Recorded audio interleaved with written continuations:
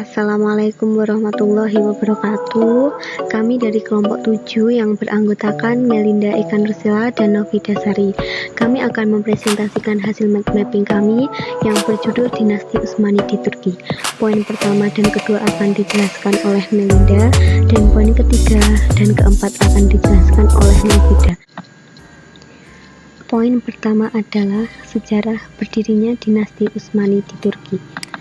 Nah, awal mula berdirinya Turki Utsmani itu merupakan akhir dari masa periode khilafah.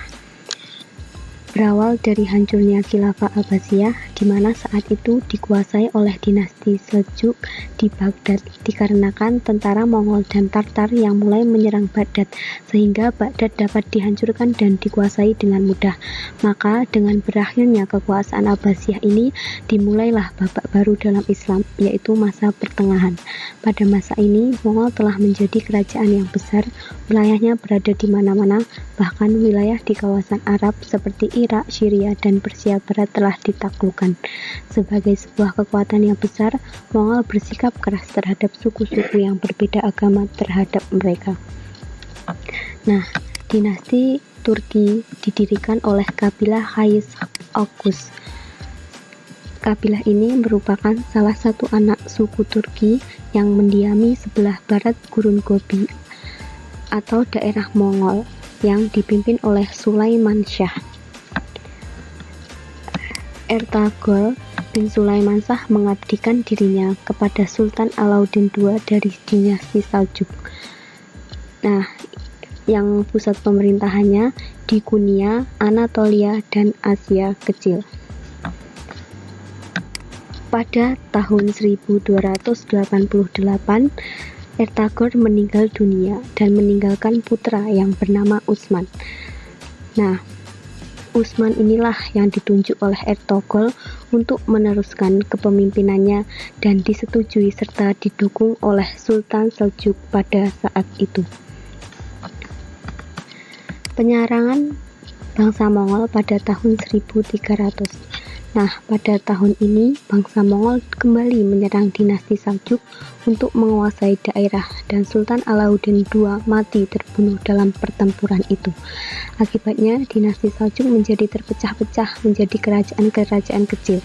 Setelah wafatnya Sultan Alauddin, Utsman memproklamirkan kemerdekaannya dan berkuasa penuh atas daerah yang diduduknya. Setelah itulah dinasti Turki Utsmani dianggap berdiri, dengan penguasa pertamanya yaitu Utsman bin Ertugrul.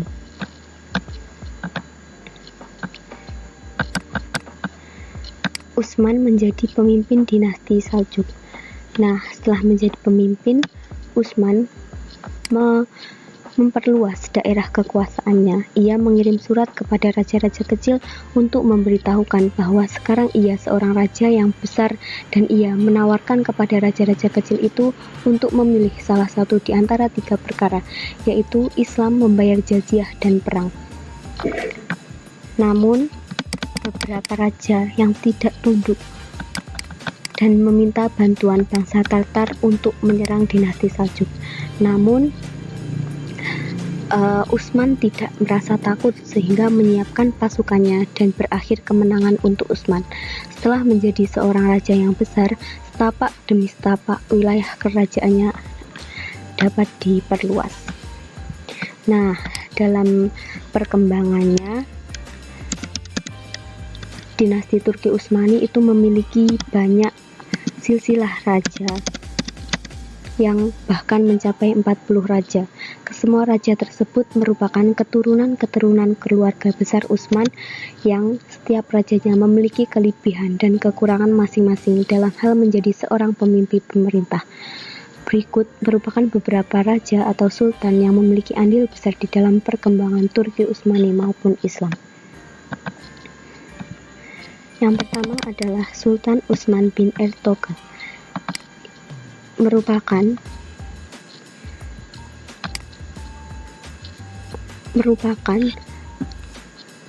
putra dari Ertugrul. Selanjutnya adalah Sultan Orkan bin Utsman. Ini merupakan pada saat putra dari Utsmanah. Pada kepemimpinan Urkan ini berhasil mereformasi dan membentuk 3 pasukan tentara, yakni tentara Sipahi, tentara Hazab, dan tentara Janisari.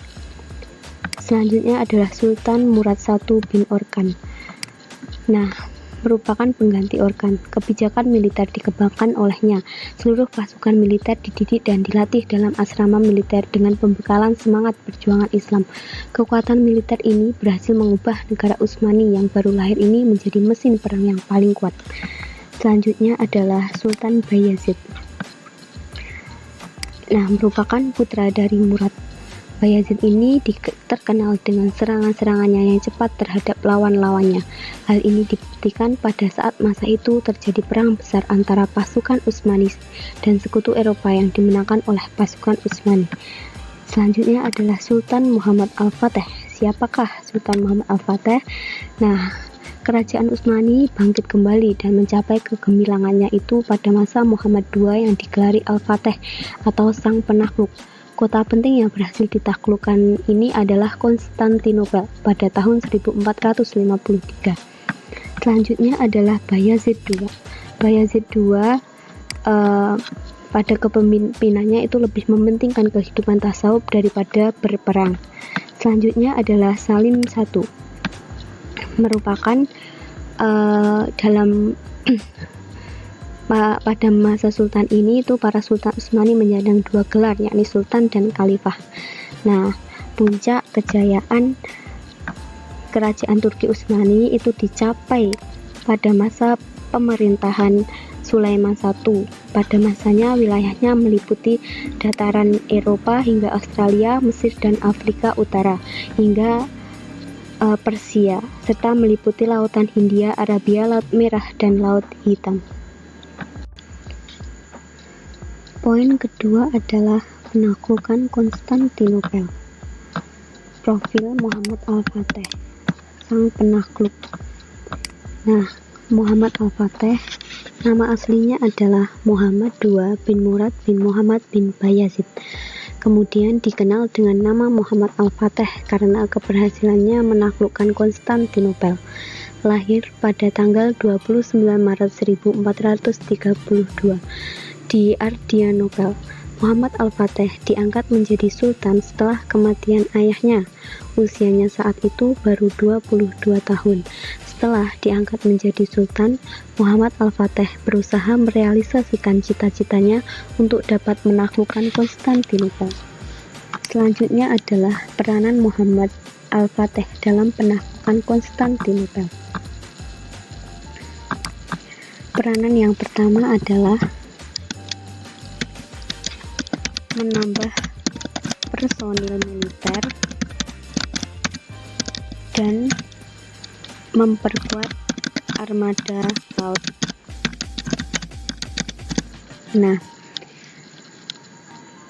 Dalam menaklukkan Konstantinopel, Muhammad Al-Fateh benar-benar telah menyiapkan pasukan atau tentara dalam jumlah yang sangat besar agar cita-citanya untuk menaklukkan Konstantinopel benar-benar terwujud.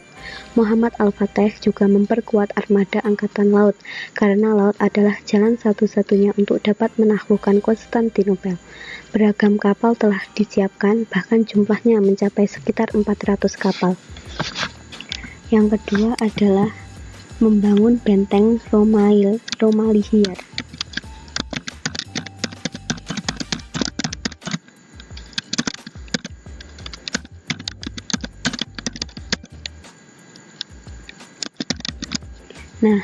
Alasan Al-Fateh membangun benteng Romalihir ini untuk menempatkan sebagian pasukannya dan mencegah adanya pasukan bantuan terhadap Konstantinopel ketika pengepungan Konstantinopel dilakukan.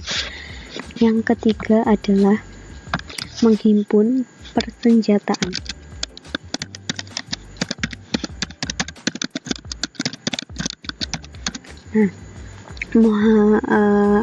Muhammad Al-Fateh itu mempersiapkan persenjataan yang lebih unggul dan modern dengan ukuran yang belum pernah ada pada zamannya, sehingga senjata ini sangat diandalkan untuk menggempur benteng Konstantinopel. Senjata terpenting dan paling canggih pada masa itu adalah meriam. Yang keempat adalah mengadakan perjanjian damai.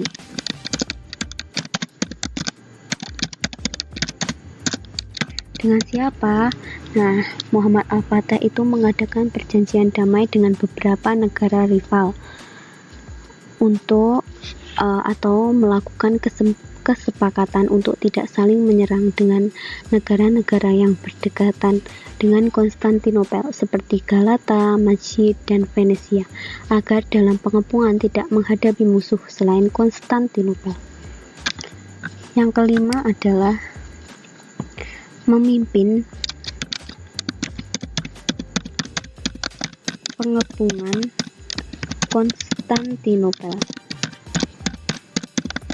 Nah, keberhasilan pasukan Islam di bawah Sultan Muhammad Al-Fatih menaklukkan Konstantinopel merupakan suatu hal yang luar biasa bagi pasukan Islam, karena usaha untuk menaklukkan kota ini sudah dimulai sejak berabad-abad dengan mengalahkan Bizantium dan menaklukkan Konstantinopel.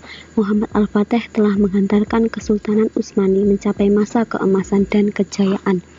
Yang kelima adalah yang keenam adalah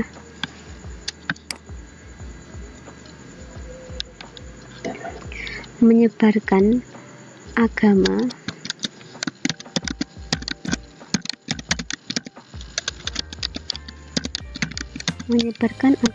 Islam ke seluruh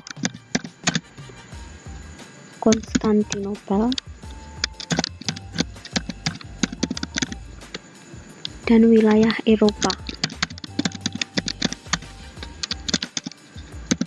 Nah, tujuan utama penaklukan Muhammad Al-Fatih itu adalah mendakwahkan Islam kepada wilayah-wilayah yang telah berhasil dibebaskan.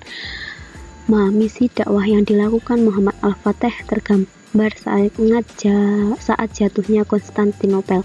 Ia langsung mengubah gereja Mekkah Hagia Sophia untuk dialihfungsikan menjadi masjid dan mengganti nama kota menjadi Istanbul yang berarti kota Islam. Baik, itu merupakan penaklukan Konstantinopel. Selanjutnya untuk poin ketiga dan keempat akan dijelaskan oleh Novida. Terima kasih. Baik, di sini saya akan melanjutkan presentasi dari Mbak Melinda yang selanjutnya, yaitu peradaban dinasti Utsmani di Turki dan kemunduran dinasti Utsmani di Turki. Yang pertama yaitu peradaban dinasti Utsmani di Turki. Nah, peradaban selalu memiliki sifat saling mempengaruhi terhadap peradaban yang lain, sebab perkembangan sebuah peradaban sangat dipengaruhi oleh corak dan karakter peradaban yang berinteraksi dengannya. Demikian halnya dengan Turki Utsmani. Dalam masa pemerintahan yang relatif lama dan dengan segala kemajuan yang telah dicapai pada masa keemasannya, Turki mempunyai andil dan pengaruh yang tidak sedikit dalam perkembangan peradaban Islam, baik di negara-negara Arab, Asia, bahkan Eropa. Nah, langsung saja peradaban yang pertama yaitu pada bidang kemiliteran, yaitu pembaruan keanggotaan militer. Di sini pembaruan diorganisasi oleh Sultan Orkan, tidak hanya dalam bentuk mutasi personal pimpinan, tetapi juga diadakan perombakan dalam keanggotaan. Bangsa-bangsa non-Turki dimasukkan sebagai anggota, bahkan anak-anak Kristen yang masih kecil diasramakan dan dibimbing dalam suasana Islam untuk dijadikan prajurit. Program ini ternyata berhasil dengan terbentuknya kelompok militer baru yang disebut Janissary atau Inkisyariyah. Pasukan inilah yang dapat mengubah negara Utsmani menjadi mesin perang yang paling kuat dan memberikan dorongan yang amat besar dalam penaklukan negeri-negeri non-muslim. Nah, yang selanjutnya yaitu dalam bidang pemerintahan. Keberhasilan ekspansi tersebut dibarengi dengan terciptanya jaringan pemerintah yang teratur. Selain itu, pada masa Sulaiman I disusun sebuah kitab undang-undang yang disebut Qanun yang diberi nama Multaqo al-Abhur yang menjadi pegangan hukum bagi kerajaan Turki Utsmani. Selain itu, struktur pemerintahannya yaitu Sultan sebagai penguasa tertinggi dibantu oleh Shadr al-Azam atau Perdana Menteri yang membawahi Pasha atau gubernur.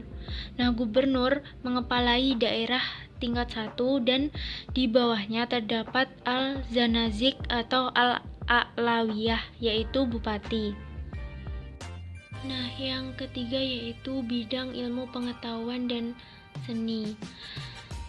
Pada masa Turki Utsmani tidak terdapat ilmuwan terkemuka. Turki Utsmani lebih banyak memfokuskan kegiatan mereka dalam bidang kemiliteran. Sementara dalam bidang ilmu pengetahuan tidak begitu menonjol dan tidak ada ilmuwan terkemuka dari Turki Utsmani.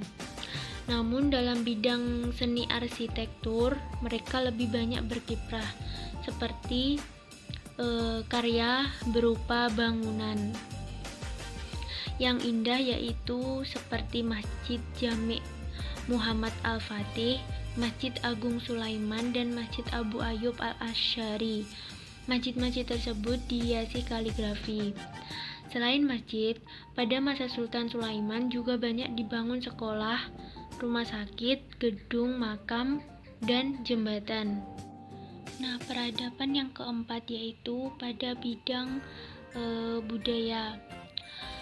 Dalam kebudayaan Turki Utsmani terdapat perpaduan budaya yaitu antara kebudayaan Persia, Bizantium, dan Arab. Dari kebudayaan Persia, mereka banyak mengambil ajaran-ajaran tentang etika dan tata krama dalam istana raja-raja. Organisasi pemerintahan dan kemiliteran banyak mereka serap dari Bizantium. Sedangkan ajaran-ajaran tentang prinsip-prinsip ekonomi, sosial, dan kemasyarakatan, keilmuan, serta huruf mereka terima dari bangsa Arab. Nah, peradaban yang terakhir yaitu dalam bidang keagamaan. Fatwa ulama menjadi hukum yang berlaku.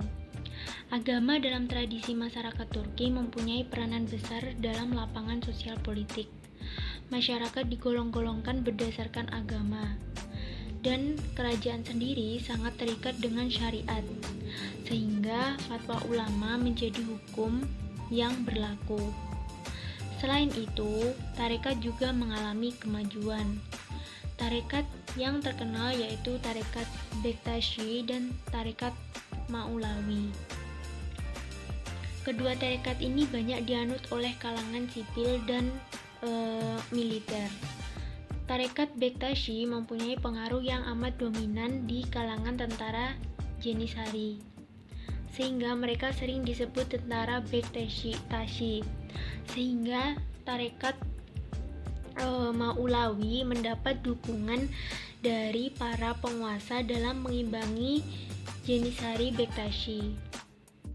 Yang selanjutnya yaitu kemunduran dinasti Utsmani di Turki.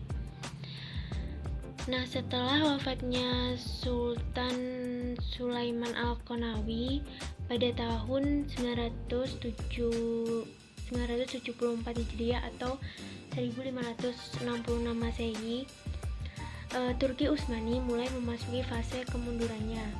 Akan tetapi, sebagai sebuah kerajaan yang sangat besar dan kuat, kemunduran itu tidak langsung terlihat. Banyak faktor-faktor yang menyebabkan kerajaan Utsmani mengalami kemunduran. Faktor yang ketiga yaitu wilayah kekuasaan yang sangat luas. Perluasan wilayah yang begitu cepat yang terjadi pada dinasti Utsmani menyebabkan pemerintahan merasa kesulitan dalam melakukan administrasi pemerintahan. Penguasa Turki Utsmani hanya mengadakan ekspansi dan mengabaikan sistem pemerintahan. Hal ini berakibat wilayah yang jauh dari pusat mudah direbut dan sebagian berusaha melepaskan diri.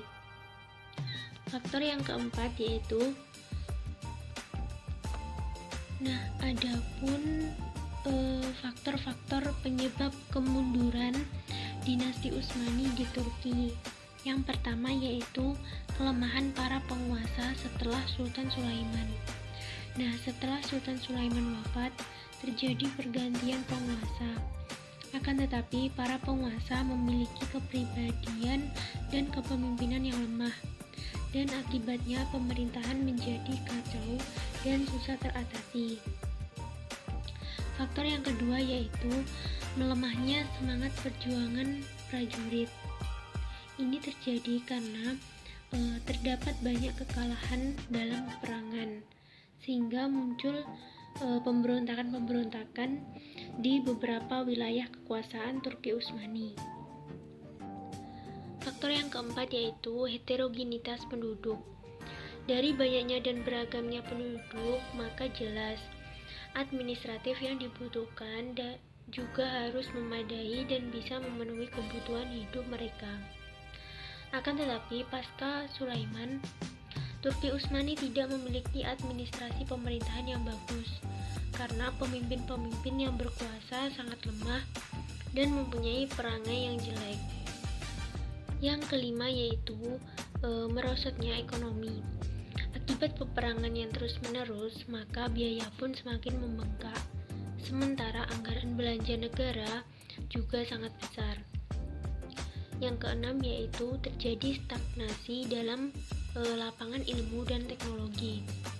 Dinasti Utsmani Turki kurang berhasil dalam pengembangan ilmu dan teknologi karena mereka hanya mengutamakan pengembangan militernya.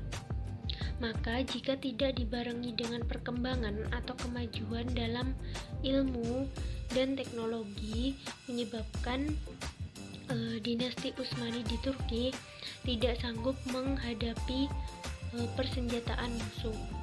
Yang terakhir yaitu munculnya gerakan nasionalisme Turki. Sekian presentasi dari kelompok kami. Ada kurang lebihnya kami mohon maaf. Wabillahi taufiq wal hidayah. Wassalamualaikum warahmatullahi wabarakatuh.